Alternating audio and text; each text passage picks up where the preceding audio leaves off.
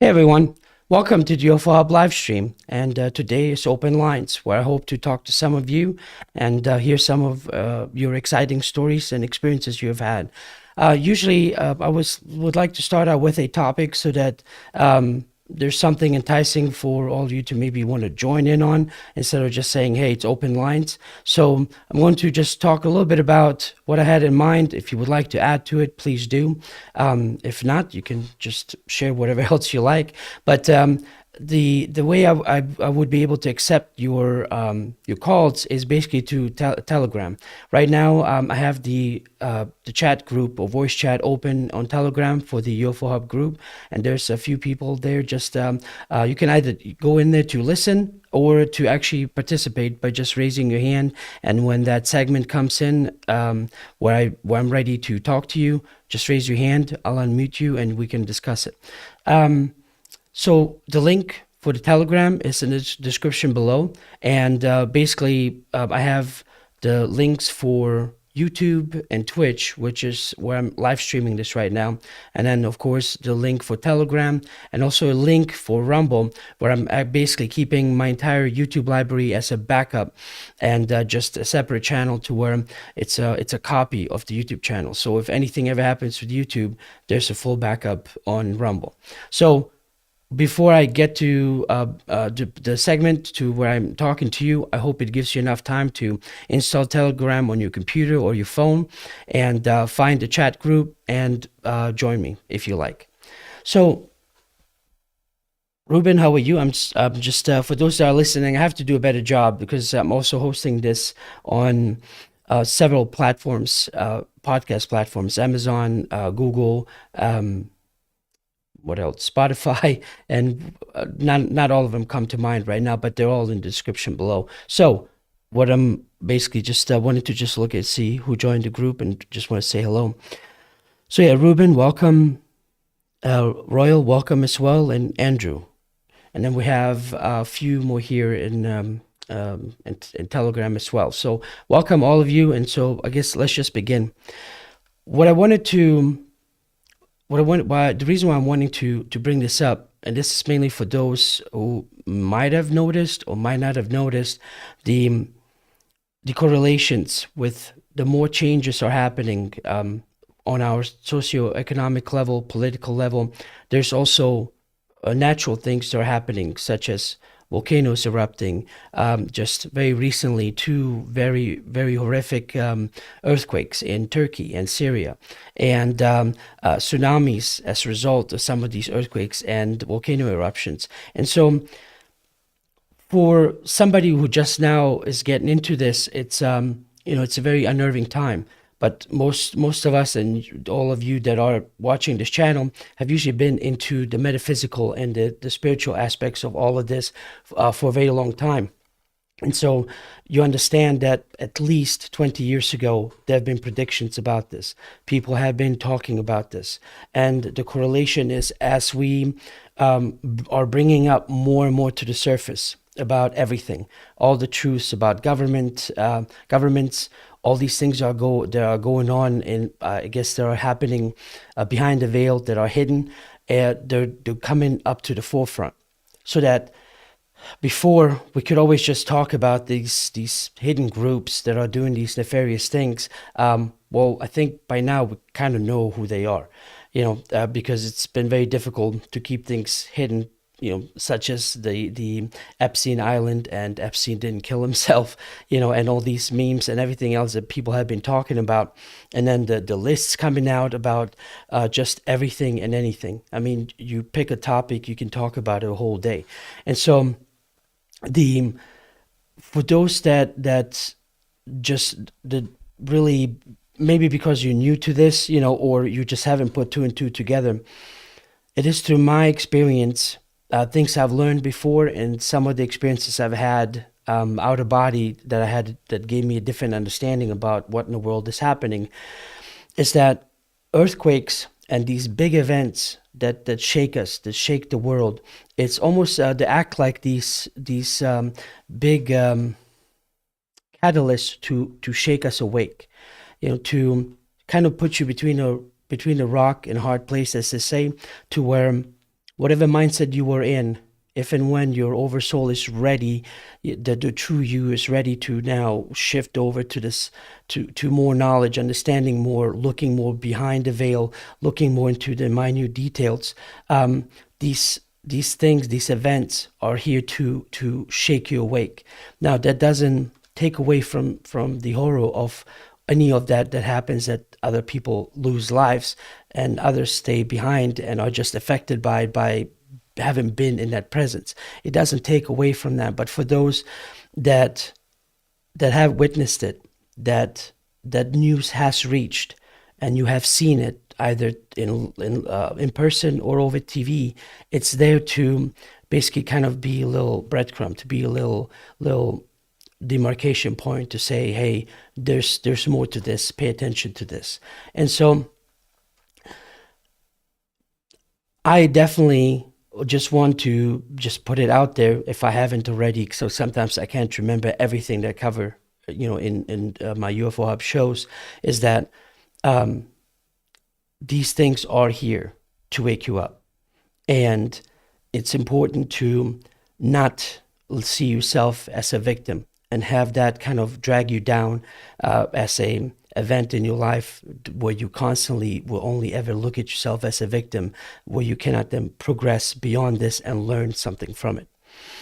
Because if you take the time to understand what's going on, if you take the time to see that there is a higher game being played, it can be the beginning for you to then start understanding that there's a different view on this world, and it's not necessarily the one you have had before, to where normal things, as you were living your life and having a family and going to work and all that, they can be disrupted in that way, to where you growing, you understanding that there's more to this world, will shake up some things, whether it's at work, in your personal life, and everywhere else. And the fact that you are ready to maybe watch this or watch some other channel that discusses something similar means that you are also deep down already to just kind of start taking your steps. I find it that some people watching this channel or have already known about this. This is old news, and have already positioned themselves in life to where they've done their homework, gone through what they have to go through to see the truth, to find out for themselves, and then act accordingly. Because you basically, it's a lot of people always worry about these what ifs, and the what ifs are the worries of the ego. Because if you know yourself and understand humanity and consciousness in general, most of us, unless you're a psychic in some way, or a card reader to be able to kind of foresee or foreshadow what's coming up, most of us, we only ever see what has happened. And you can't, as a description, as I heard a long time ago, you can't kind of drive your car or fly forward trying to look in the rearview mirror. It just doesn't function.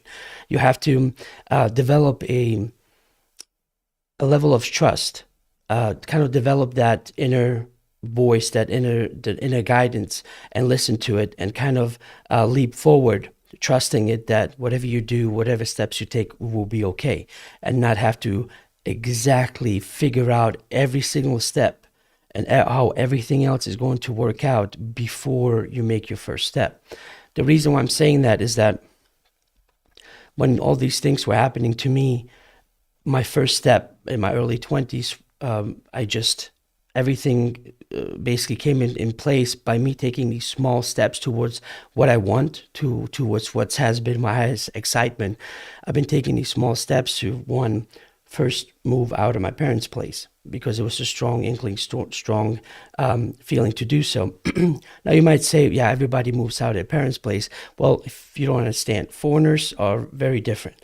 the parents cling on to the children till they're like really old or dead, and they always have that family dynamic that I guess most Americans don't understand. So moving out of the house, especially in your early 20s, it's unheard of. It's like you're moving out and you're not married. I mean, why? What's the whole point? So there's a little bit of that dynamic that I was going against, but it was a time where just I felt it's like I need to do this now. I don't know what's coming up in the future, but it took that step. Then the next step is doing all the things that I basically did, and you have to kind of watch this channel to see in that 5-year span between me buying a house and moving out and eventually getting married, all the experiences and all the things that I was seeking and basically gained the answers to. And then without fear, and just because another circumstance occurred in this just the right way at the right time, and I acted upon it to then move down to Arkansas, where I live now with my family and wife and kids, basically. And so that was really, if I think back on it, there was no way I could really try to plan this out exactly in those steps and say that, okay, if I take these steps, only then will I position myself in this place where earthquakes are not going to affect me. Whatever the government is doing, it's not going to affect me, and all these other things. It's just there was no way I could see it. All I knew is there was a feeling that I had that most of you have, and you just basically act on it. That first instinct, to just not be afraid to act on it. And what has that done for me is that it has positioned me and to be in a place, especially for the past 2 years, it has not affected me greatly, at all when it comes to anything regarding the mouth covers, this other thing. It just basically just allowed me to be immune, to use that pun, from all the things that are going on. And I was able to see it through television or YouTube, that there's people that were affected greatly, their jobs, their family lives, where they lived, the riots, all the different killings that were occurring during these times. And I was not affected because I had always acted upon that go along with your first instinct, and it got me into the place where I need to be. Because a lot of people just always say, okay, well, I want to be prepared. I want earthquakes. Where's the best place to move? I don't want tsunamis. What should I do? It's all this stuff is, you can't know. It's like the way our bodies are designed and the way we're designed to live it and use our senses. That's not what they're there for. And so you have to just develop this level of trust and start, however small you have to then position yourself to where you will be moved, and you will go to these different places where you end up living in peace and end up basically, like I said, immune of everything else that could possibly affect you. Because I didn't move out of my parents' place because I was afraid. I didn't move and bought a house because I was afraid. It was all about, this is what I would like to do in my life. This is a passion. This will be, an opportunity. This will be something great, and never thought about something negative. A perfect example, when I don't know if I mentioned it before, but I'm going to say it now, and I don't know why, if I haven't brought it up before, regarding my time living in Robertsville. I got broken into twice. First time, it was basically just broke the window and got in, stole a few things. And the second time, basically came back with must have been a much larger vehicle, probably a truck, because they hauled this huge projection screen TV that I was keeping in my house, because that was the very first TV we had bought in the United States. So even though everything has shifted over to the flat screens and everything lighter, it was sentimental to me, so I wanted that in the house. Anyway, they took that out. I mean, they just, short of everything else, cleaned me out, But the point was, I never looked at it as a negative, because I could have, just basically had these fears and had to basically just be up all night and not, not being able to sleep. But I just always looked at it in this positive way, was that they always came when I wasn't there. So I didn't have to worry about my physical safety. And the issue was generally, before I even moved there, it helped me bring up things and fears that I had, which was, well, I'm living by myself and it will be pretty easy to break in. And so it showed me that I had that fear, and it was strong enough within me that I attracted that into my life. And so after the second time, I could have again gone and feared it, and trying to do whatever I possibly can to make this stop and never happen again, or just realize that it was an important lesson.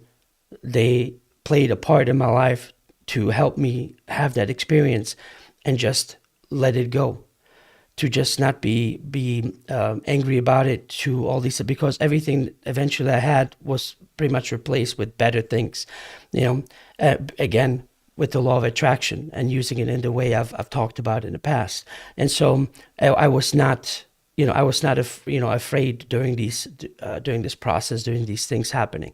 And so, and then it stopped. It never happened again. And then about 3 years later is when my life changed again for the better, when I met my wife and I moved to Arkansas. So anyway, I'm basically giving you an example of what I was doing, instead of just to tell you some great new age things. I'm hoping to give you a personal example of what I was going through, and that it wasn't easy, but I constantly just kept in mind just to learn to let go, to learn to, I have buttons that can be pushed. So if I can work on making those buttons non-functioning again, then someone else can be pushing those buttons all they want, and nothing else would happen, But anyway, so that's my experience when it comes to experience and advice that I could give when it comes to these earth changes, all these things that have been happening for the past 10 years pretty much. Because if you look back in 2012, it's been very clear that that was the period to where things were leading up to it. But then after 2012, continued kind of revealing things and unraveling, but in a more positive way, to where it's like if you're in anywhere, you just can't get away with hiding anything. I'm talking about, big things, like when it comes to governments and what do they know about UFOs and everything else. I'm not talking about like if you don't brush your teeth and, one day that secret is going to come out. Believe me, it'll come out a lot sooner, just 5 minutes around other people. But I'm talking about bigger societal things that as a society, they have come up, and they are there for us to take a look at. Look at what happened during this, pandemic, and exactly how everything went down, and how many things were hidden, and how much just now is being confirmed of what all the other conspiracy theories were saying from the very beginning, which basically means you weren't a conspiracy theorist, you just looked at other facts of information that the media wasn't giving you, but the fact that you just weren't blindly following them, you were immediately labeled a conspiracy theorist. So, eventually everything comes out. It's the time where it would be difficult for anything to stay hidden, for anything to basically just not be out and open. And why is that important? Like in every relationship, like in every part of a society, we have to put everything out on the table and see where we all stand and how things, how we really feel about this in order to make something work. Because especially in the United States, the divide now is so great that I don't think it will come, I don't think we'll ever get back together again between this, I guess, just for lack of a better word, this left and right issue. All it will is just grow further and further apart. And you can just kind of decide like, okay, which mindsets do you agree with more? I certainly know where I stand. It's time for you to figure out where you stand, and just basically kind of be around people that are more beneficial to you, people that encourage you, people that want you to do well and not be, jealous of it or wishing you harm in some other way, to just simply find more like-minded people to where you can live your life in peace within those communities. And this is something that I guess is going to just have to play out within the next 15 to 20 years. But you will see that once you choose how you want to live your life, and the more and more the separation happens, each side, one or the other, are not going to be interacting with each other anymore. and in a way they would kind of drop off of each other's radar.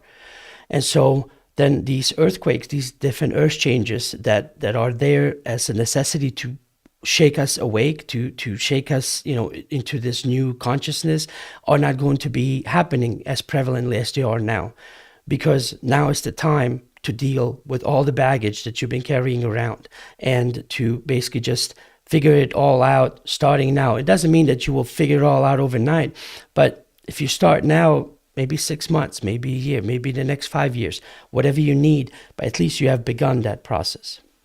So I think that's all I wanted to say for now. I actually did want to talk to all of you, and so let me just go through the chat and see if there's some questions there. I already I saw by Silky B, and I'm happy that the question was written out in that way, so that I can in chat see the difference between you all chatting or a question that's directed towards me. Please put 3 asterisks there before you state the question, so it'll just pop out at me and I know, oh, this is for me, and I'll read it out loud. And of course, if you are on Telegram, if you would like to make some comments or just share your stories, or maybe give me your take on what I just said, just simply raise your hand, and then I know you want to talk to me, and I'll bring you in, and we'll have a discussion. All right, let's see. Who else do I have? Labels. Hey, Labels, how are you? Good to see you. Blue Jean, Natalie, welcome as well. Silky B, welcome. And Natalie again. So Silky B has a question,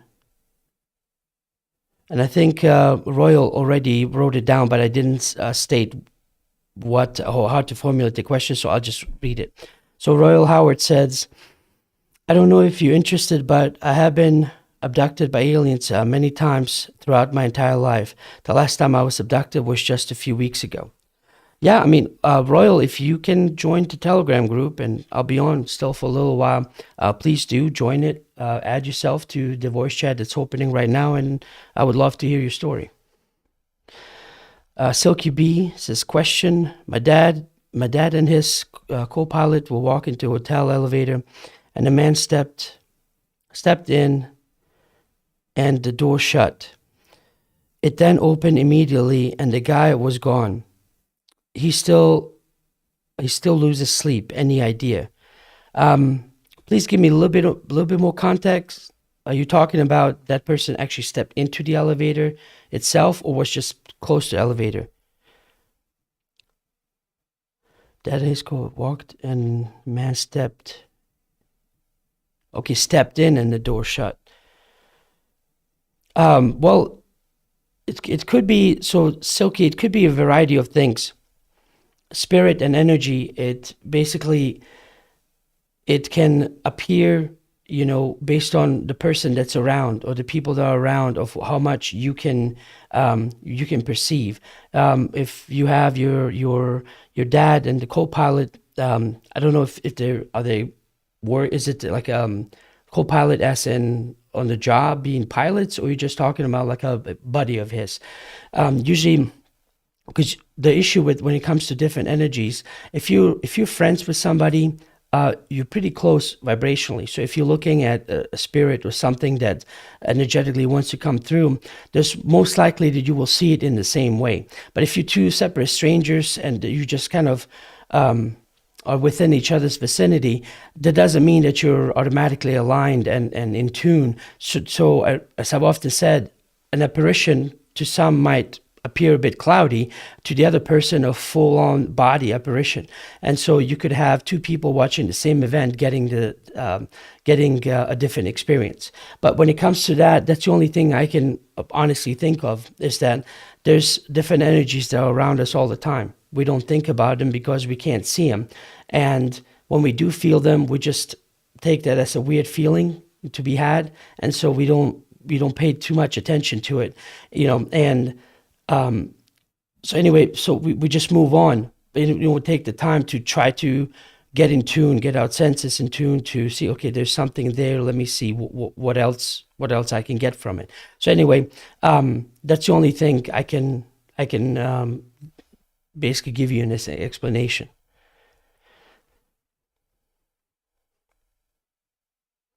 Andrew Cook says, Have you heard of HARP, low frequency causing earthquakes?" Yes, I have. Well, oh, what was that? There was one particular researcher that concentrated on HARP, and he basically talked about all these different things that on the capabilities that HARP has. Maybe it might come to me later.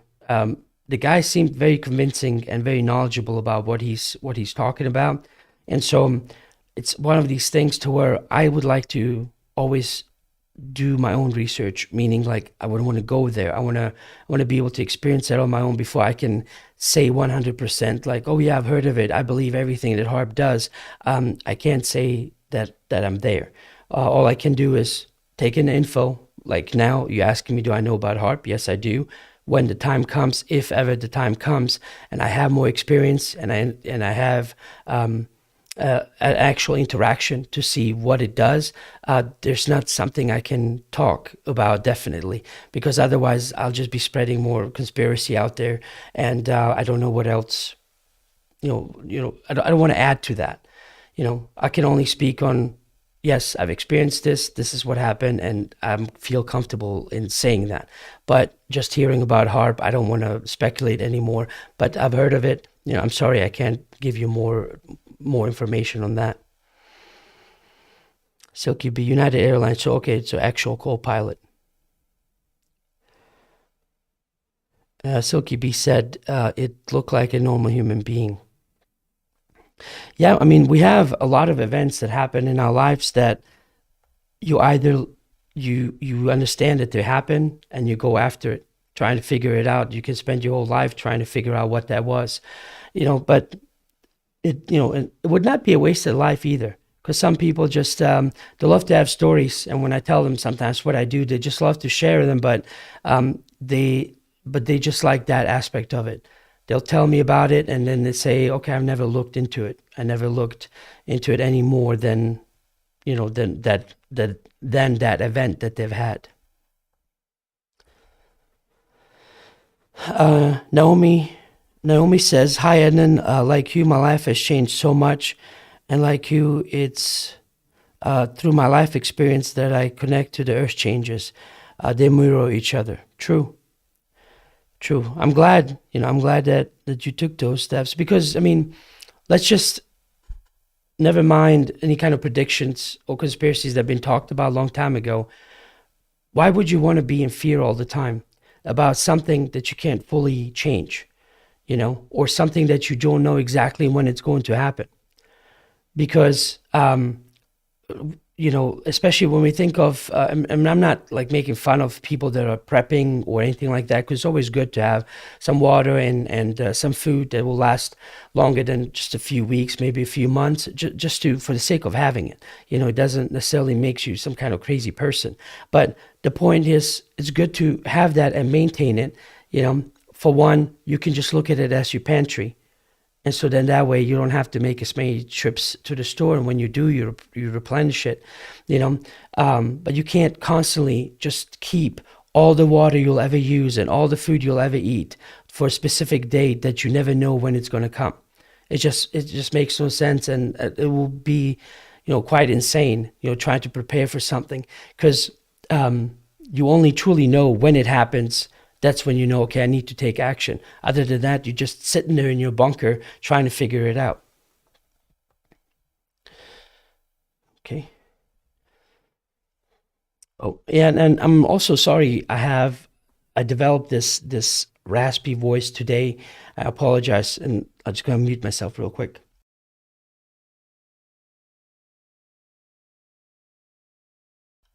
Sorry about that. Yeah, I was hoping that I've kicked this cold that I've had for a while, and it got me again today.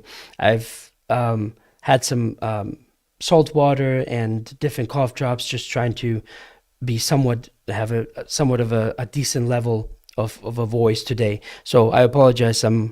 I caught something again, because it seems like in the past month and a half I've been fighting off whatever cold is around me, but it doesn't help necessarily because I have both two young kids that are constantly going out and about, and they bring back all the stuff from schools, and as much as hand washing and cleaning up that we do, eventually just, it gets to me. But I guess it's good. It keeps my immune system up to date. So whatever is going around, I get to get a software update.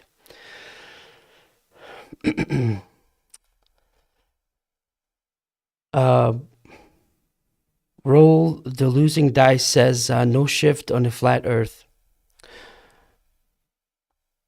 Are you talking about a shift as in like a polar shift?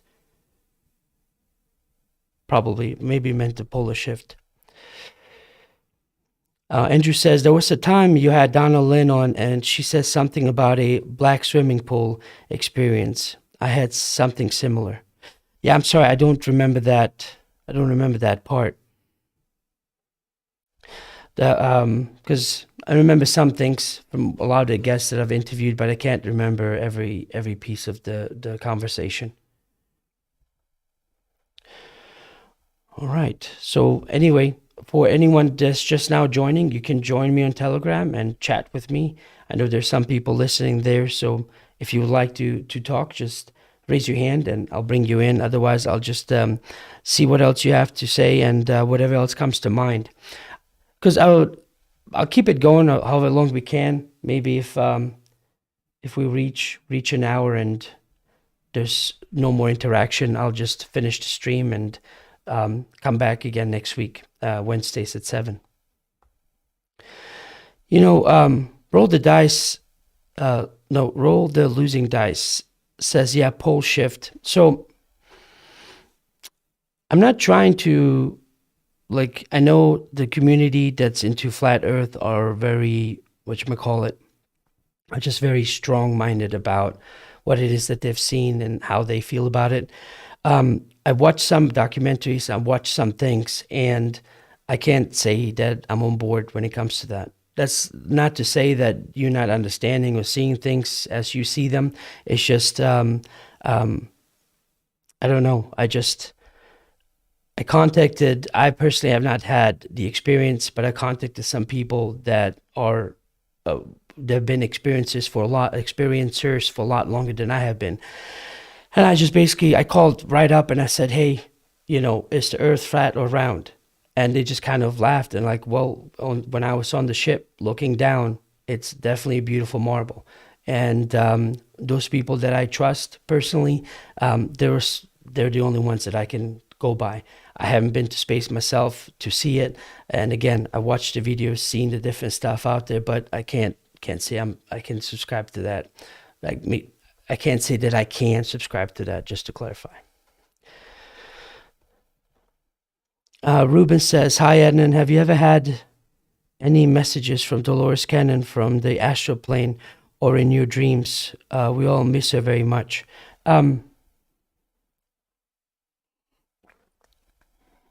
That's a touchy subject because I work for Ozarmount Publishing, and so I know there's people out there that, of course, are claiming Dolores is coming to us. She's telling us about all this other stuff.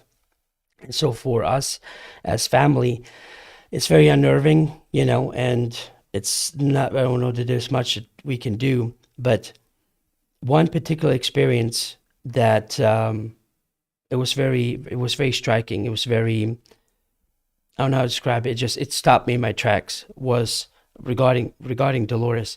So my wife and I, we were just married. And so we had just a regular room. So my best friend, the best man also, he then said, hey, I got you a suite. You guys should have a suite on your wedding night, and so on. I said, you really didn't have to, because we're not into big fancy things in that way. And so I said, I'll take it. Thank you. I appreciate it. And we ended up basically, staying at the suite at the Crescent Hotel in Eureka Springs, Arkansas. And it's already a known place for ghosts and supernatural things. But my wife and I were kind of on the same page when it comes to these things. We've been part of this crazy stuff all around us all the time. We don't even, very rarely do we ever kind of stop and kind of stops us in our tracks like this event did, like, that I'm about to tell you. So anyway, we had the wedding party. We went upstairs. We woke up the next day. We got ready. We were checking out. And as we're walking around that corner, my wife, her name is Christy, she looked up and says, "Oh, my grandma did a Ouija board seance up in this room, which was kind of right above our room when the steps were going, kind of would go up."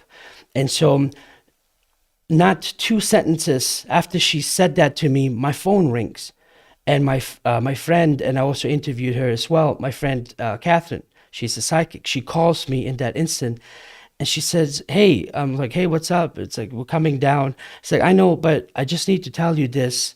The Christy's grandma is saying that she's thinking of you, and kind of saying that she's watching over you, and just wants you to know that she's with you all the time." And we both stopped because we didn't call anybody, we didn't say anything to anybody. We're literally just having a conversation between us two. She had just mentioned that, and that damn phone call comes in. And so when it comes to Dolores, or anything kind of metaphysical, supernatural, that's pretty much the strongest and only experiences that I personally had, but nothing sort of in a way where messages were coming through or anything like that.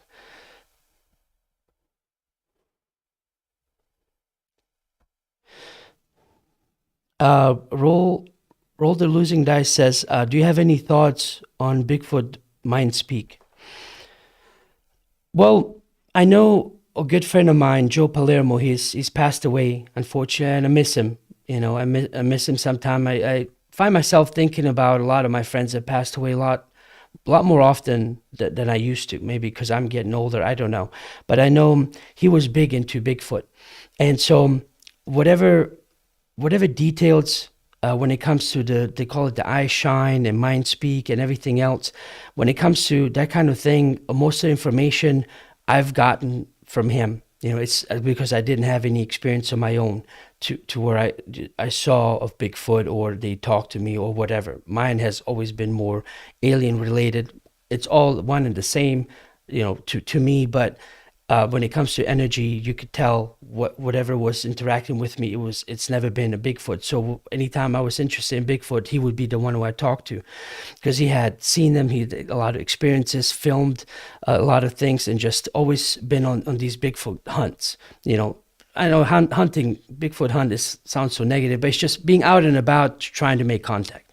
And so talking about the mind speak, every time I talked to him, he did tell me they can speak, and it's a very deep voice. They have their own distinct language, and they can speak English and also between each other in whatever language they have, but they also have basically telepathic abilities to where they can get somebody's attention from however far away or whatever, or in case they're trying not to startle them, or trying to communicate with them. And so they basically have that ability. So that's as far as I know, just to say, through a very trusting friend and trusting his research, what he said, that mind, basically Bigfoot mind speak, is very real, and he has experienced it, and I believe him.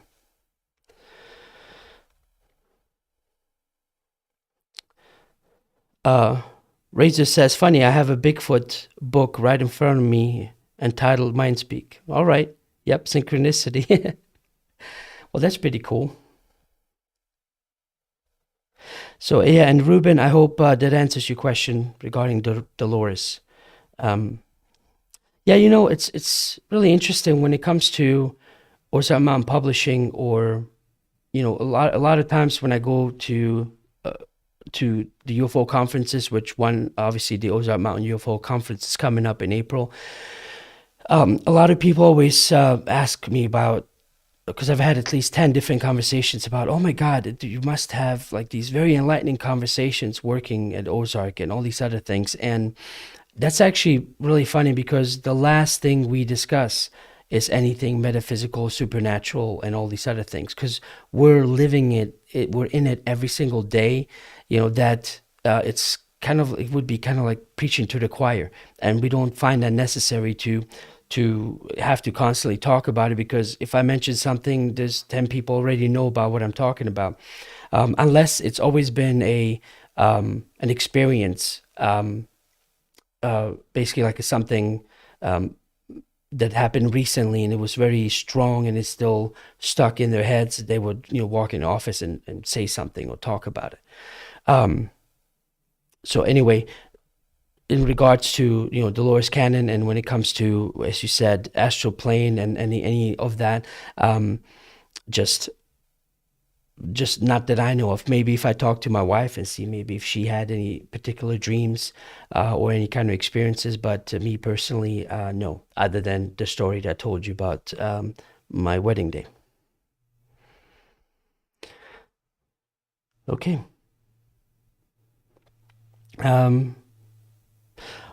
Roll the losing dice says, have you had any experience since that encounter with the red lights? Yes.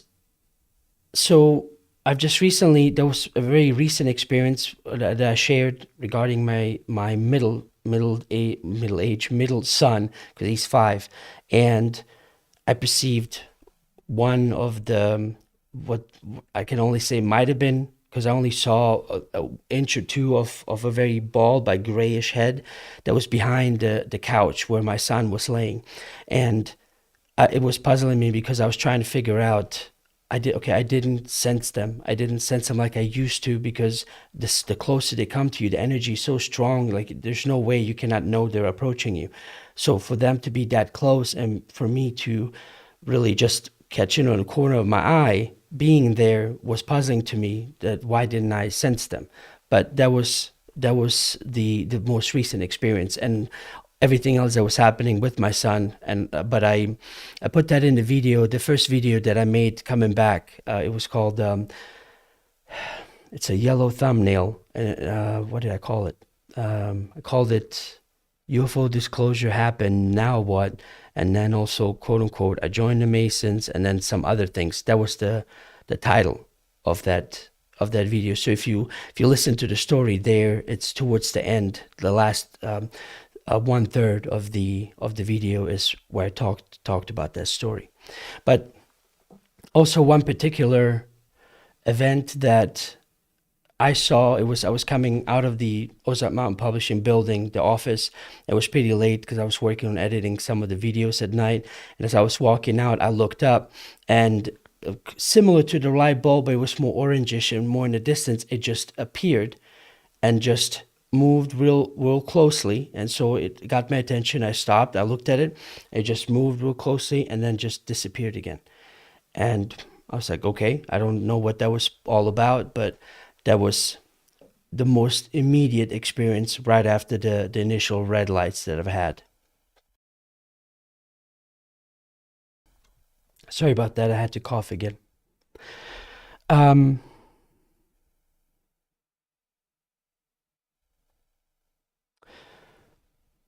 Okay. Yeah, I gotta remember not to be silent. For those listening on podcast, thank you very much. I really appreciate it. But because I'm not a professional, I guess, public speaker or whatnot, please forgive me if it goes silent for a little bit, because I'm trying to produce and multitask at the same time.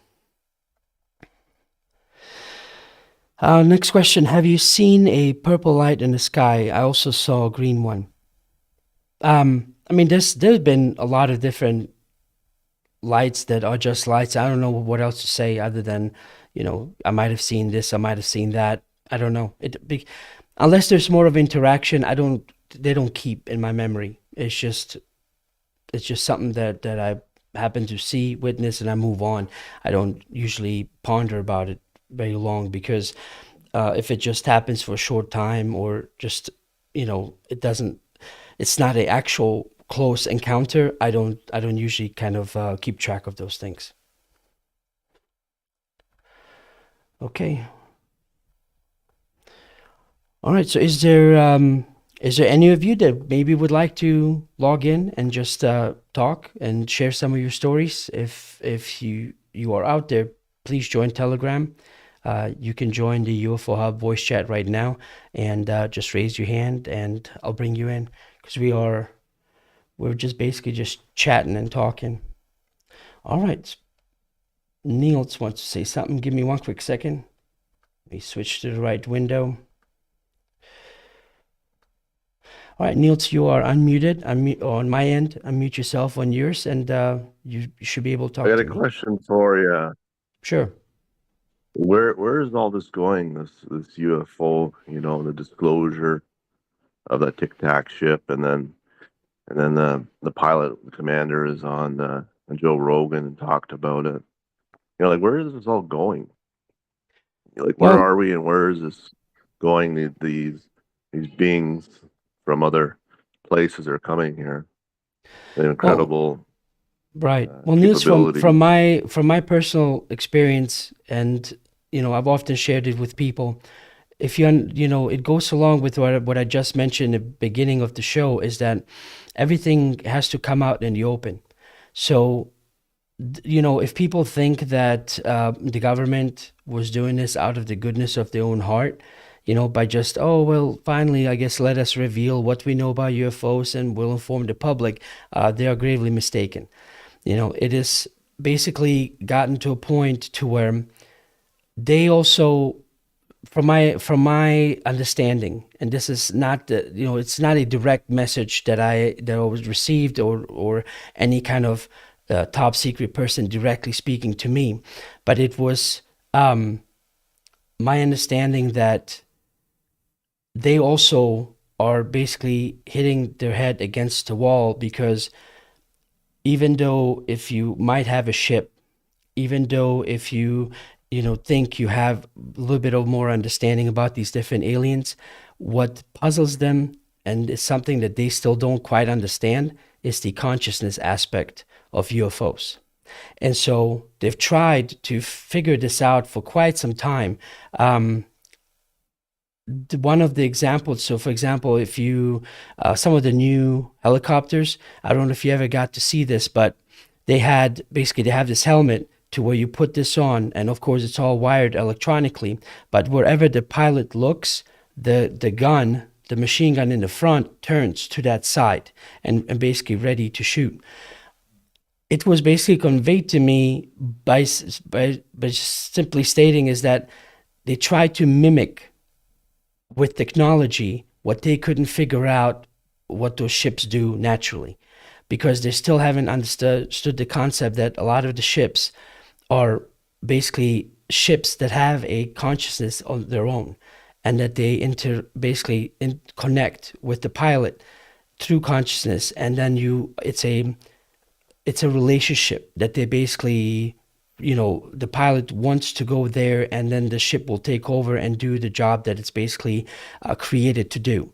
And so, because they cannot figure this out, they basically just kind of gotten to an end to where we will never be able to figure this out, and just basically kind of gotten into that dark spot to where it's a lot easier for them to try to kind of let the cat out of the bag via the TikTok ships, the military personnel talking about it. Also, there's going to be just real quick to plug the conference again, because I closely work with them and they're being good to UFO Hub, so I want to give him some a shout out. But Chief Sean Cahill is going to be one of the keynote speakers at the conference, and he's basically the one that was what ship was he on?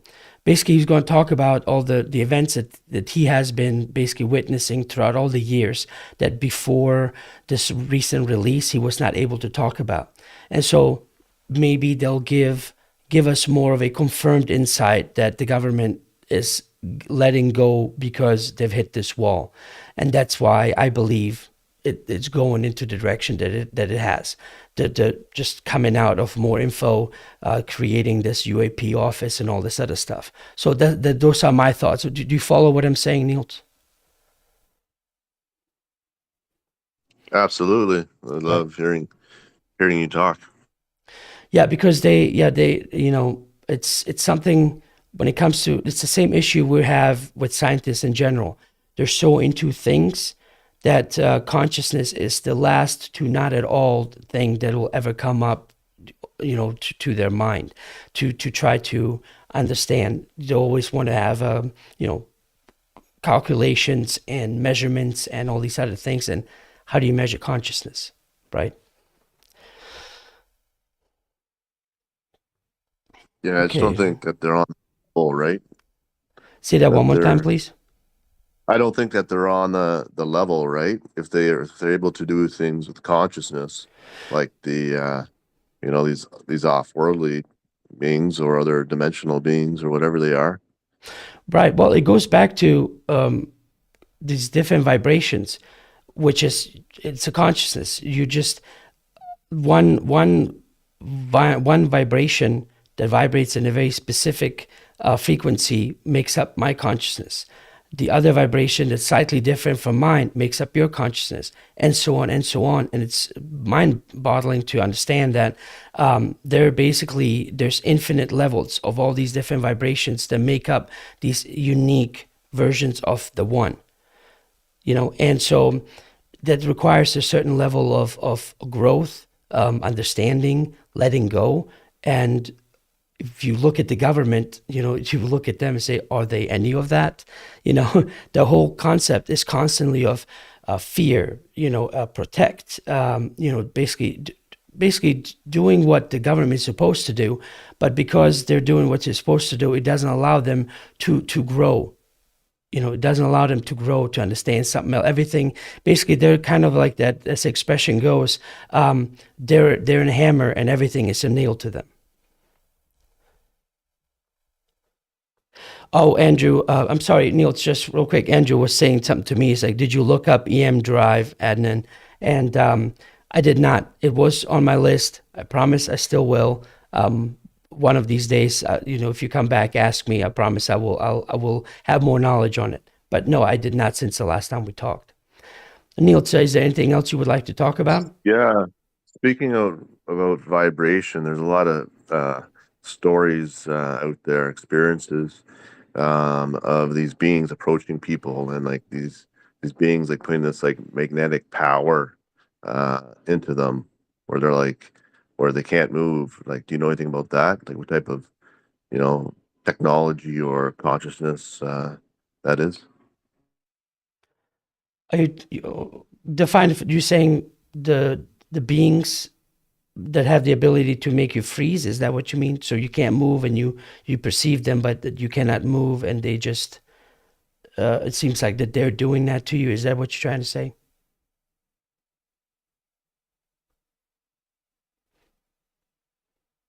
Hello?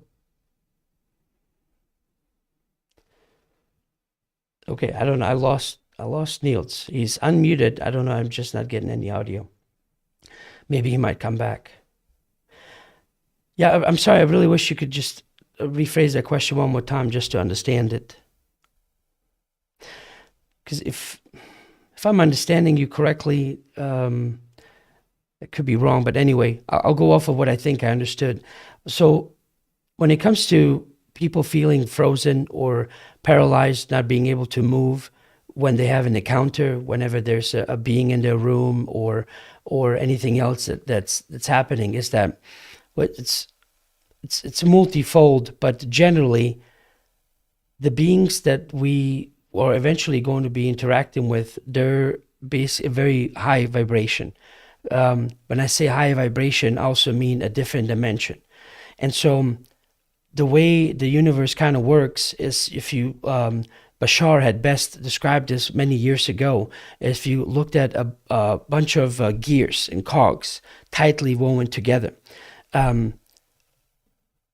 because we are all connected, when you basically have two cogs that are basically then moving on two different frequencies, you can't just slam them together and immediately like meet, because then the higher vibration are going to do damage to the lower vibrations.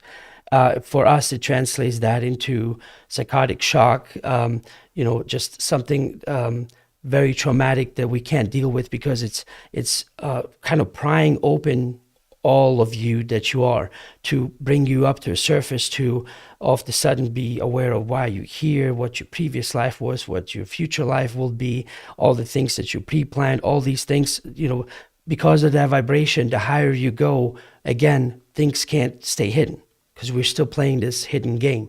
And so part of that process is that in order for them to have an interaction with us, the higher soul that we all have is basically already of that higher vibration.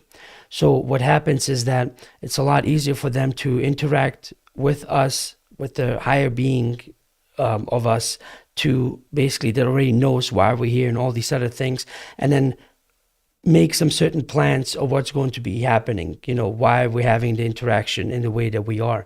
And so it's best for them to just, in a way, kind of not freeze us, but you basically, your body, through your own actions, will stop to function while this interaction is happening, to where the body is just a suit that it just needs to lay still.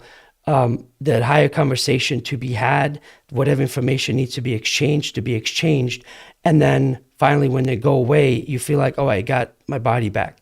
It almost imagine kind of like a daydreaming, or Bashar and Daryl Anka have best really described this as when you're having these different conversations, when you're having more of interactions. It's kind of like driving a car, and you're driving, but the you that's the ego you that's not supposed to be privy to that information until at some later date, is kind of in the passenger seat and just kind of observing that the body can't move, nothing else is happening, can't do anything else until whatever interaction needs to occur, conclude, and then you basically get back to the driving. And of course, because you're not privy to the whole conversation, that creates fears. Now you're afraid. What does that mean? Would they be doing this every night? I don't like this. Why is this happening to me? And just gets you in all of that panic. But if you keep looking, like I did, you will eventually find your answers, and it will put you at ease, understanding that nothing happens out of your control, whether you want to believe that or not, but you have to go there yourself to see it. Otherwise, you'll never take me for my word. Okay, let's see if we have any more. Oh, you're back. I'm back. That was Okay. incredible, and I totally agree with you. And thank you for explaining it so well. Well, thank you. I appreciate it. Thanks for just not letting me just here and bumble on my own, and trying to keep the show going for everyone else that's watching. So I appreciate you joining in. Yeah, I don't bite. You all don't be afraid. Join. I know a lot of you always would like to talk to me, and they always tell me stories in person. But sometimes, they don't just want to come out publicly because they're afraid of their job or what would their friends think and whatnot. Okay, there's Niels. Oh yeah, Niels. You're unmuted. Did you want to add to Yeah, I something? just want to. I just want to, if you got a minute or two, talk about Dr. John E. Mack. Other than knowing that the research that he's done with the abductees and all of that, that was something that I did a long time ago, and I don't remember all the details. Because when it comes to experiences and all the things that happened for me afterwards, I just concentrated on more of that consciousness mental work than trying to remember all the things that I read.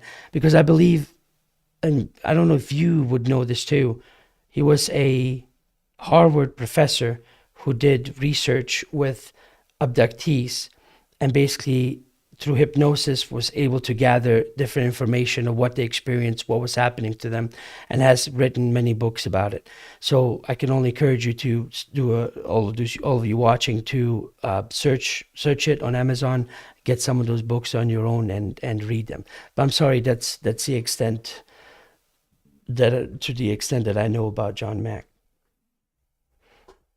Perfect. Okay. Is there any other recent stories other than you just kind of putting on hold your research into Bigfoot? Is there anything else been happening in your life? Well, the one thing I've learned about Bigfoot, like they'll when they're going between like dimensions or like dematerializing, um, that they make like a snapping sound.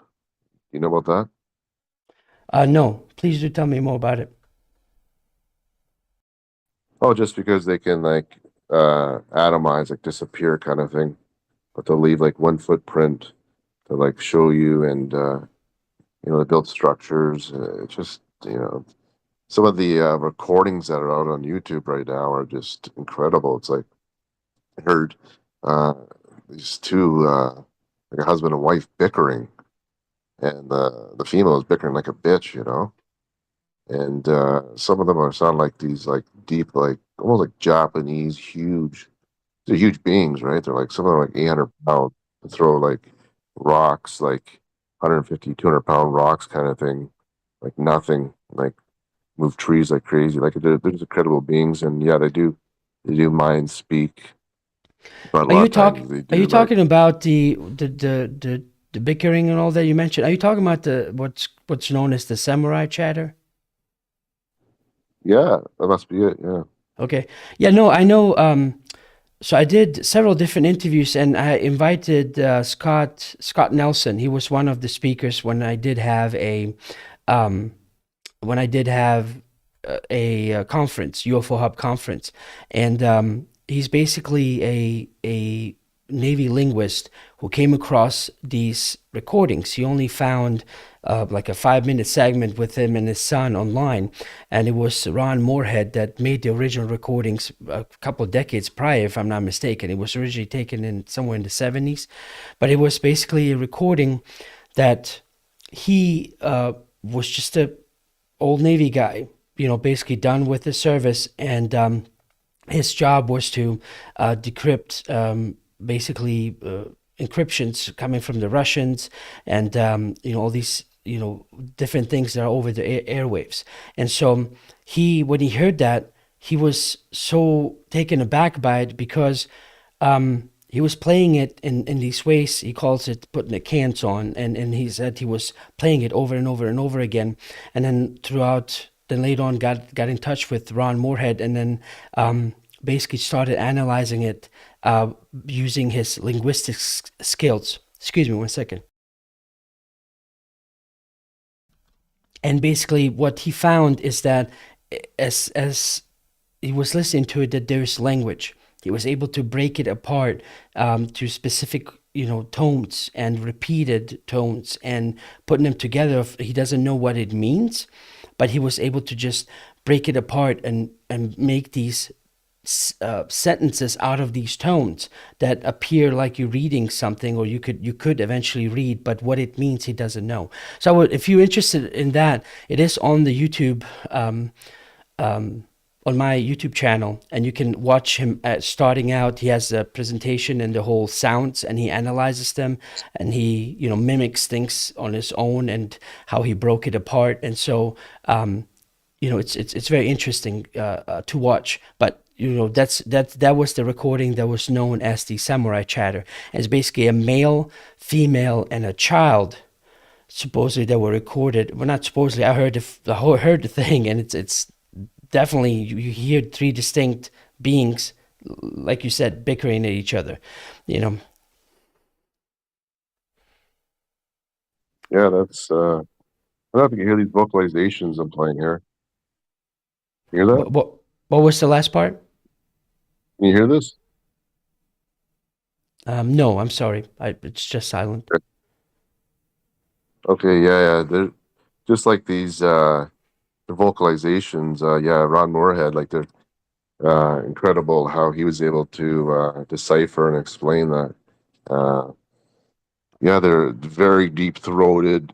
Their vocal range, their power is just they're incredible beings. Whatever Well, this what phenomena is, Right. Well, it's what's real. incredible is that he was not a believer in Bigfoot whatsoever. He was just his thing was language, but he became a believer by analyzing it in the profession that he knows how. Basically, what he was finding was very interesting. So he would even discern, like he was talking about, that as we speak, we only speak on exhaling. Then we take a break, and then we speak again and take air in. He was saying that they speak on both ends, basically, say exhale and inhaling. And when he slows it down and shows it in that presentation, you can hear that, and all the things that he was able to discern from these recordings is amazing. I mean, there's many other things that he basically kind of breaks down and presents. And it's free for you to watch. It's Scott Nelson here on UFO Hub YouTube channel. Just go down the videos and you'll be able to find it there. But yeah, no, it's it's to me, Bigfoot, it's just as intriguing as UFOs. It's just that UFOs took most of my time, and so I always just kind of went that direction, you know. But living where I live, and just if and when it's meant to be, I would love to have some kind of interaction, with these beings eventually. What are some ways to be successful at that? The what? How do people do you think make contact with them, or is it just random, or it's only on Bigfoot's terms? Well, I mean, I would say it's on both ends, because sometimes we think it's someone else always controlling, or when that's going to happen, but it all comes down to when you are ready, and when I say that, it means, a lot of people say, yeah, I'm ready. I'll do this, but they don't know how they're truly going to react until this event happens. And I find that a lot of those other beings that have that higher vibration, they see it. It's no different than, me telling my child, hey, you might be scared of this, don't watch it. Like, no, I'll be fine, it'll be okay. And then they happen to watch the movie or see a certain scene, or trying to go swim in the deep end of the pool, and then the fear kicks in. And I was like, I told you, they in that moment, they might think they're brave enough to do it, but until they truly have worked out that vibration, it's not going to be pushed against them. But when it comes down again to consciousness, that's the common connector to all of us, is that it's also a consciousness that's on a higher vibration that we can also interact with, if we just learn to kind of work out our energies and be able then to connect with them. Because a lot of times, our energy, like, people will often say, okay, well, I'm ready. I'm ready to do this. I meditated. I figured this out. And they don't realize that, hey, that anger you have while you're driving, that's an energy that's blocking your raising of vibration. Hey, that maybe judgmental thought you have about whatever it might be, that's also another thing that's in your way of raising that higher vibration. And so, everyone else kind of overlooks that, because they don't understand, like, okay, well, what's it got to do with aliens or me being angry? They don't see that it's another vibration that will stop you from making contact, or Bigfoot. It doesn't matter what it is. You want to interact with higher vibrations, you have to raise your vibration. Because if they basically try to force it in some way, you will go into a psychotic shock. The one experience that I had, it was so clear to me why people develop split personalities, because a lot of times we only know about, what's that called? Schizophrenia? Is that right? When people that have multiple personalities? I believe so. Yeah, it's form of Yeah, it. right. And so, because we only know that if a being or a human, via psychiatry, if they're dealing with something that's very difficult, something that they can't protect themselves against, they would develop this split personality, to where the part of them that can't deal with it will then be one personality, but then this different person that can, and is total opposite, will be developed. And some develop 2, 3, 4, 5 personalities. There have been cases out there. It's rare, but they have been. And I believe there's even a movie that was made about that. But anyway, it causes something similar to that, because that higher vibration, it's not that there's anything truly to fear, but it's like, how many of us can truly say, right now, right here, I am ready to know everything I need to know about myself. I'm ready to understand the universe and the way it works and everything else. Okay, hit me with it. No offense, I personally have not met any single person, that's ever, been able to just overcome that much in order to equally on the same vibrational level interact with these higher beings. And so that's what's in play when it comes to interactions. That's what's truly in play, and why they don't land, why they don't want to harm us in that way, because they know it will be detrimental to us. So Niels, Yeah, God I'm is sorry. great. So God is great, and this is just another example of it's like magic to us. It's all Right, magnificent. right. All right. Well, Niels, thanks very much. I appreciate it. My pleasures. All right. Let me go back to chat and see here. Halio de Sousa says, "Hi, do you have any information about timeline shift to a similar parallel reality after an alien encounter, abduction, and if it's temporary or permanent? Thanks in advance." So so basically, a lot of times when I tell people is that not to discount your dreams, and what you have dreamt about, if it seems like an encounter with some beings and things are happening, and then you wake up and you're like, well, I guess this must have been a dream. There's a difference between your dream, and what was happening in quote unquote another reality. And the reason I'm mentioning that is that because of this psychotic shock that's so difficult for us to handle, it's a lot easier for us to go to sleep, and them dealing with us, basically bringing us through to their dimension in this more peaceful way, without us having to be awake and having to deal with the shift. You know, try to maybe think of it as water. I mean, I'm kind of doing it in reverse, but let's say you're deathly afraid of water, and somebody put you in the water and neck deep and trying to tell you, just it's okay, just keep going down underwater, you'll be all right, just hold your breath. They would go insane, because it's too much fear. But let's say you put them to sleep, and then through some kind of chamber or whatever, you take them down to a submarine or whatever, and then you wake them up, and they're like, oh, hey, don't be afraid, but you're like so many hundreds of feet underwater.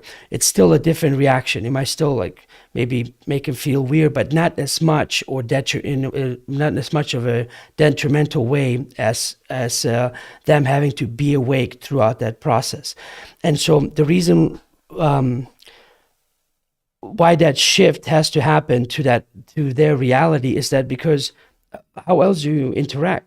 Because right now we're in our reality, they're in theirs, and I'm not necessarily interacting with them. I got space in front of me, I got the room and the walkway, and going through whatever I got it through, and we're not on the same page.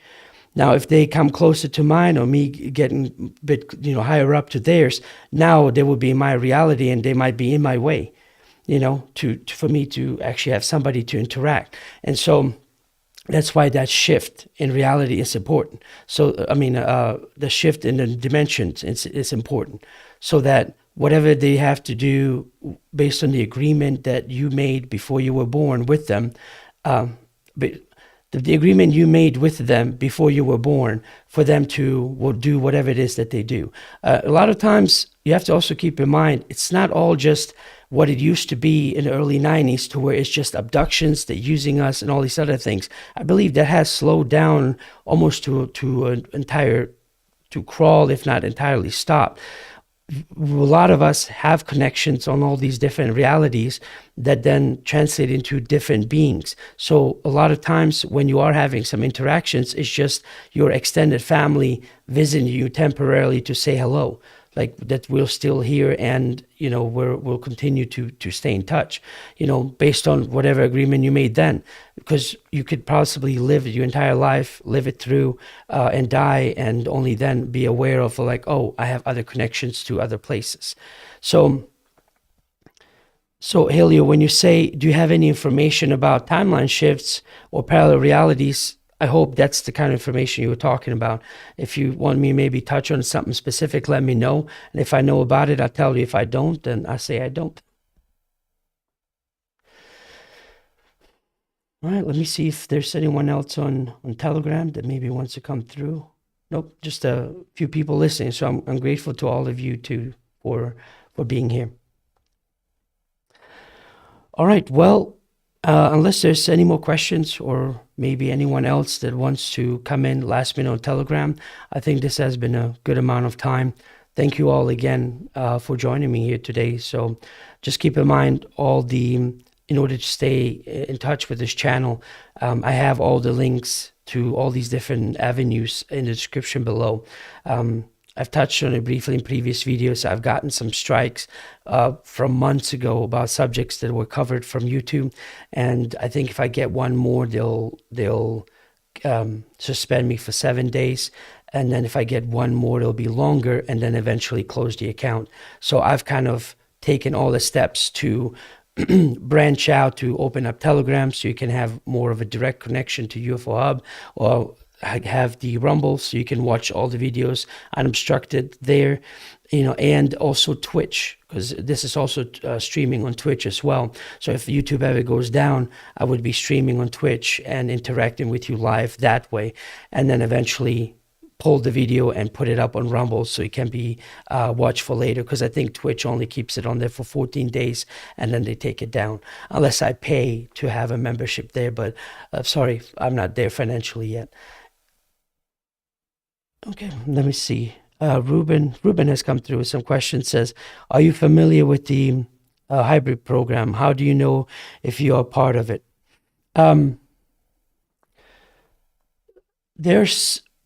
So I'm familiar with the hybrid program in the sense that I talk to, and this is why I love UFO conferences, because you can actually go and meet some of these people that are that I've interviewed personally, and people that just have more information. And like the best conversations always usually happen at night when the conference is over. Everybody goes to their favorite corner, whatever bar or other things, and sometimes there's larger groups that gather and we just talk and everybody shares about so many different things.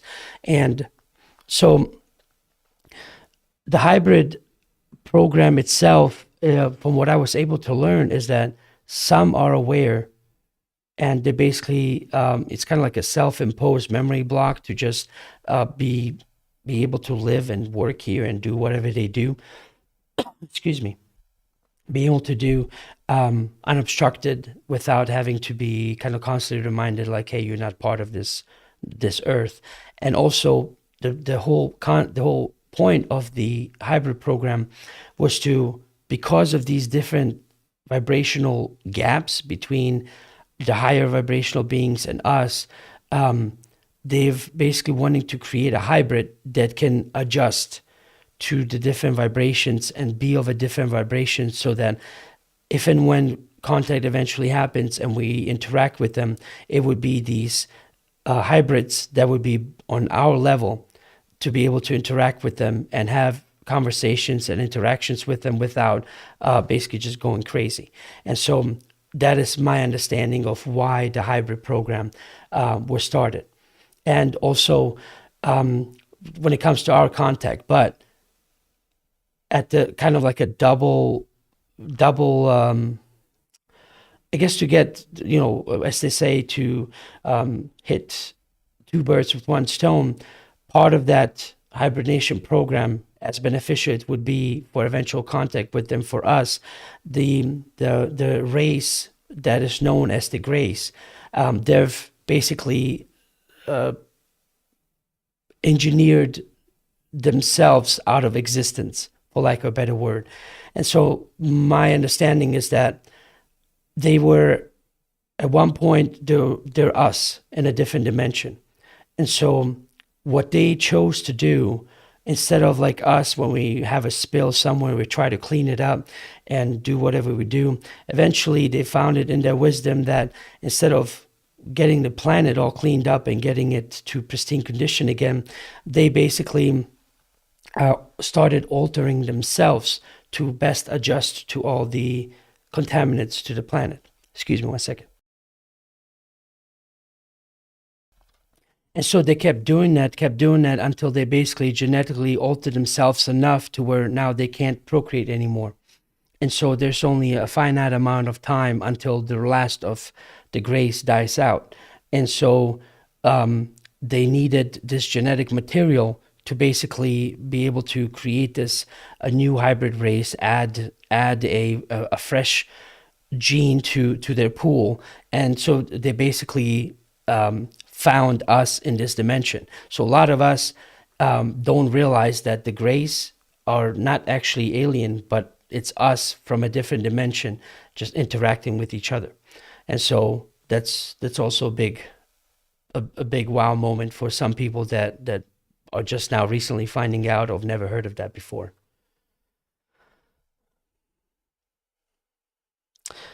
Andrew Cook says, "What's your favorite UFO encounter?" Andrew, I'm sorry, I don't know if you're talking about stories that I know about or the things I've experienced, but if you can just define that a little bit more, I'd appreciate it. But I'm going to go over to Telegram and bring in Paulie and see what he would like to talk about. Paulie, how are you? I'm okay.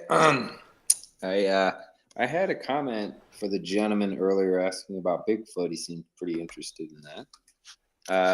I had a couple unusual conversations, which could be a starting point. One was I was in Sedona, and I don't know the specific name, but they have a couple places that do UFO tours. This one in particular has a big, tall green alien in front. If you guys don't know what a UFO tour is, basically they give you night vision equipment, like high quality military stuff with laser pointers, and you go out as a group, and if you see something unusual, you point the laser, and then you can see the laser beam with the night vision, and everybody can see it. It's very entertaining, and there's a lot of weird stuff going on in that part of the country. But the lady who runs that place she used to do Bigfoot tours.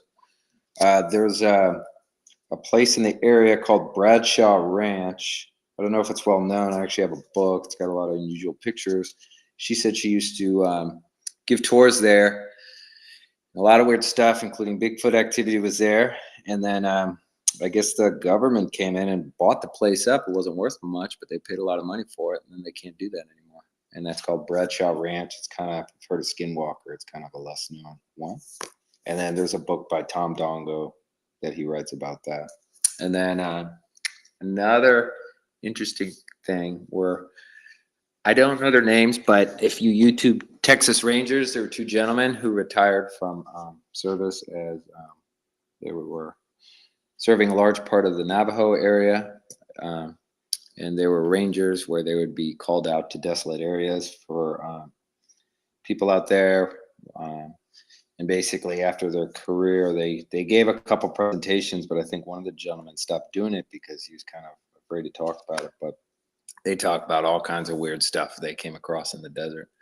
And I saw him speak in person, and he, you get to ask questions sometimes after they're done speaking. And he was telling me some interesting Bigfoot activities, including going out, taking pictures of footprints and stuff when people would report it, and then having these huge boulders come flying out of the forest at them. So, but yeah, if you're interested in more, there's a couple places to start, and you could also call up that UFO tour place and track down the lady who runs it. I think she has some stories and things you could look into. Right. Yep. Oh, thanks for sharing that. I think that was Neil's, and he's not. He left Telegram, but maybe if he watches this again, maybe he'll hear what you had to say about all that.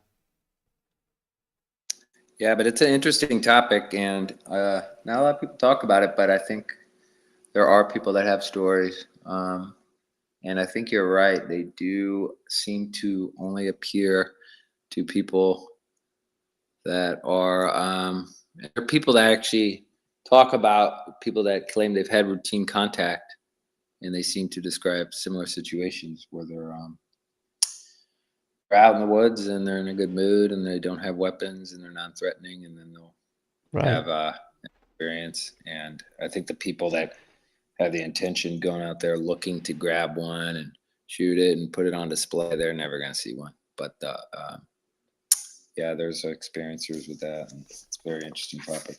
Well, maybe it might be a fallacy of sorts of mine to have this thought as well, and I still have to think it through, to see whether or not that is the case. But what I never understood is that we always apply our human reactions and our human fears to these different beings, and we always call them evil or they're this or that based on how we understand things.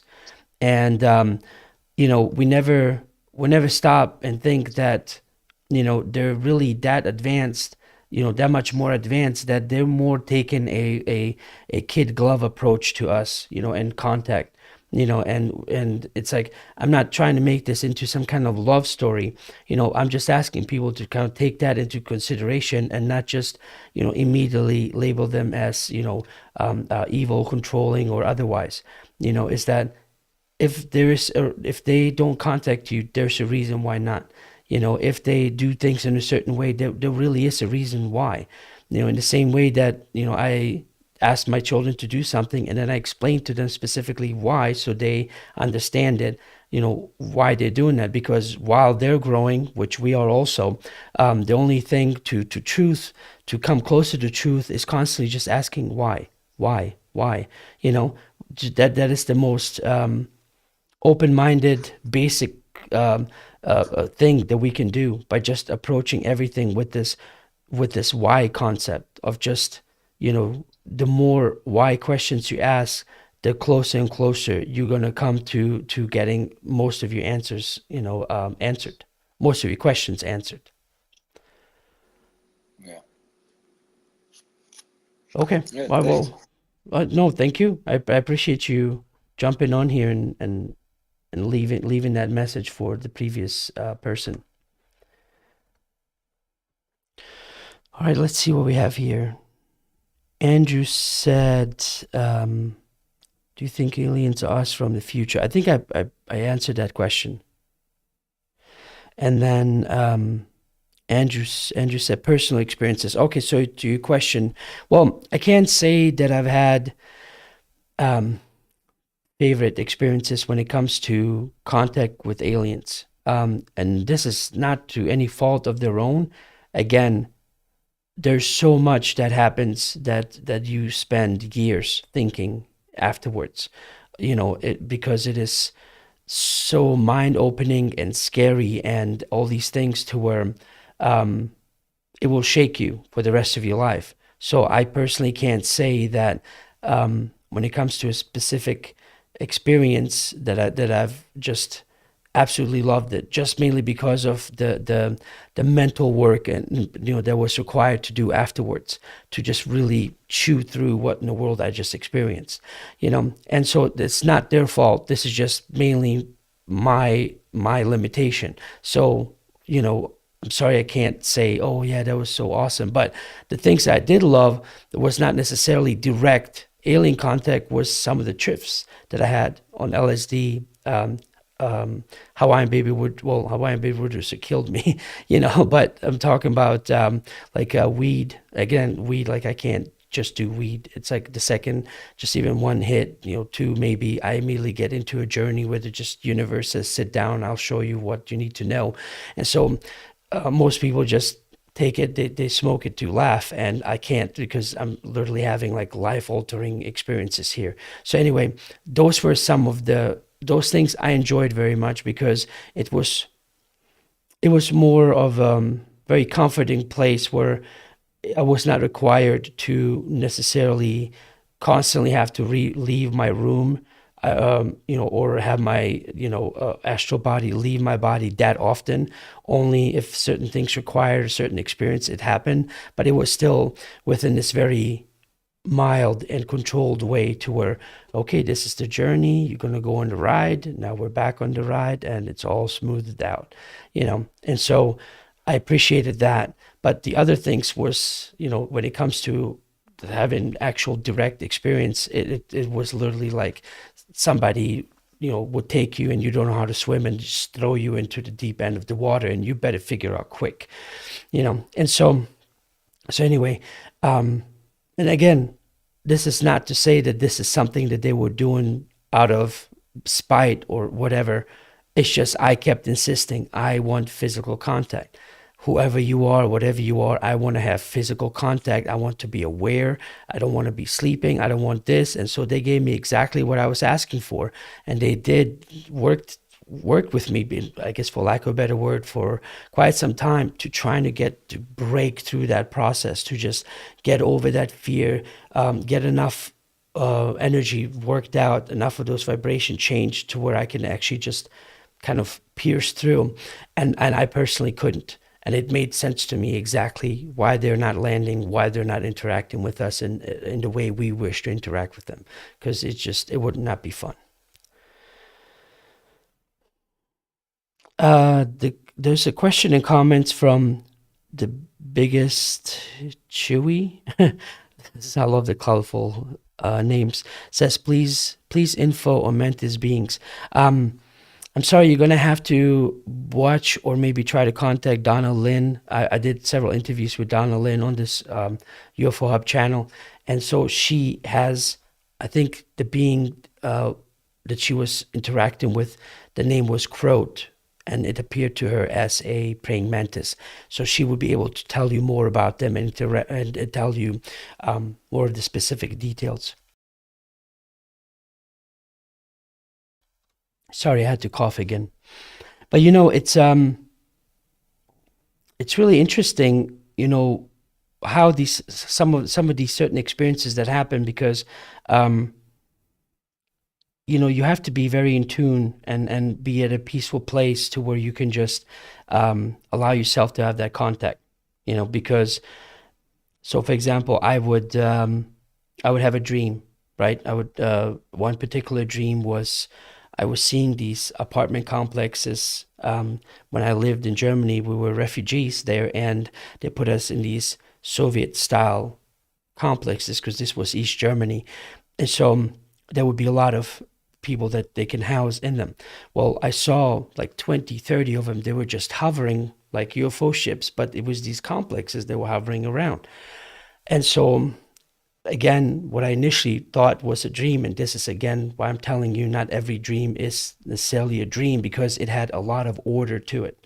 And so one of these complexes landed, and one like purplish like being close to a gray kind of came out and invited me to the ship, and I got in and I was looking at it, and all the images to me about it was just different rooms were different, I guess, had bunk beds and all these other things, like the place where I stayed in Germany as a refugee. And so the more I was there, I was starting to understand, like, wait a minute, maybe this is not just a dream. There was something more here. And then when they were closer, I came to that being. I initially saw at first. I was invited there, but then it disappeared. So I was walking around and in a way looking around, but also looking for it. It was in one of the rooms. But my first reaction was literally like to be like, oh, hey, little kid, are you lost? Because it's so tiny, so small. We immediately associated with children. And I immediately wanted to help, and what was interesting is that the second I finished that sentence, it became very clear to me that this was not a child. And actually it was the other way around. Like, the feelings and the conveyance that was overcoming me from this being was that, it was a million years way wiser and older than I was, and it was almost, it didn't take any offense to it, but I felt like I insulted it and I didn't mean to, so anyway, there was not, other than that interaction, there wasn't much happening. So I had then left it, that complex, again, went back up, and then I opened my eyes. And so I was in my bed, and I was like, okay, well, I guess this, one of those dreams again. I don't know what it means. I don't know who they were, but I'm just going to let it be, and I just was laying there, not 30 seconds after I thought about who in the world were they, I just heard it was basically like a sound coming through my third eye, or like in the center of my head, you know, and it just said, it was a female voice saying, "We are the Arcturians." And I was like, "Oh," and I sat up, and it was pretty late that night, but I couldn't really go to bed immediately. It just, you know, well, when something says something to you in that way, it's really startling. You're not just going to be like, "Okay, I'm going back to bed," or whatever. I mean, it stayed with me for still to this day. And there was, in that fashion, one particular experience that, you know, talking about trying to make contact, it's, you know, it's very unnerving, you know. But also, then of course I looked. Then you know, the only other thing, I was like, all right, well, if I had this experience, it must be online somewhere. So I started searching the web, and I was like, Arcturians, typing up, and so there were different people that had their editions of the contacts that they made, but I was looking that came closest to what I perceived in my quote unquote dream, you know, because that was a perfect example about how it was a lot easier just to make that contact in the quote unquote dream state that's still very real, and you're very aware and very awake as it's happening, and then you're right back in your bed, and then they hit you with something like that voice in your head. And so all those things, you know, people don't take them easily. You know, they don't stop then to start looking at it, start learning about it. Most people would just immediately run to a psychiatrist like, "Oh my God, I'm going crazy. Give me some pills. I need to get this taken care of." And, you know, they would never really truly explore what they need to explore, because not everybody wants to or has the time to do what I dedicated myself to do. Okay. I am just looking at the chat and looking over at Telegram. All right. Well, I guess we'll end it here. I know there might be still some questions coming through, but I'll just officially stop here and say again, thank you very much for tuning in. I hope you got something from this today. I was hoping maybe if more of you would just call in and share more of your stories, because your experiences are just as valid as mine. And maybe you also spent just as much time as I did to figure it out and get some, to come down or get some more constructive answers to all the craziness that's been happening in your life. But anyway, thank you all again. Please check out the different descriptions, the links in the description below when it comes to these different outlets for the UFO Hub channel, in case YouTube kicks me out or kicks me off the platform. And so other than that, I hope to see you next Wednesday at 7 p.m. Central Time.